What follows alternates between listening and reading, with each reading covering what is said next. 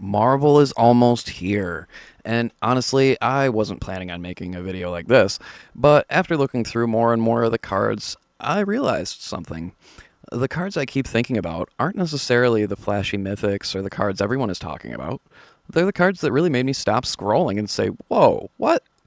So today, I thought we'd take a look at a few Marvel cards that genuinely caught my attention and why. And if you've been watching the channel lately, you probably already know where this is going. Yeah, we're starting with Bushmaster. Now, if you've seen my recent videos, you know exactly why I keep coming back to this card. 2 mana. That's it? And creatures with counters on them have Death Touch. I mean, that's just insane. The first time I read that, I had to stop for a second because there are a lot of creatures that get counters, right? Suddenly, all of these creatures become legitimate death threats to any creature you have on the board. And judging by the comments, you all found interactions I hadn't even thought of, which was beautiful. Finn players loved it. Slime Against Humanity players loved it. People were talking about Ant-Man decks. It was great. And that becomes one of my favorite things about making these videos lately. I find something interesting. Then you all connect the dots. Next up is Panther Idol. Now, newer players might not recognize this, but Panther Idol is actually a Marvel version of an old card called Mind's Eye, and this originally came out back in '03.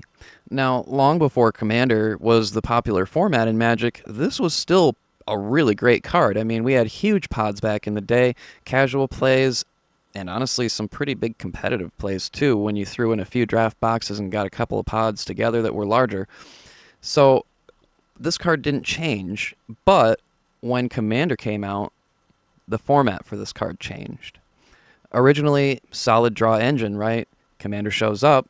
Now instead of one opponent drawing cards or a giant pod, you often have 3. So sometimes old cards get left behind. This one actually got better as far as the competitive format goes. And then we have Claim the Kingdom.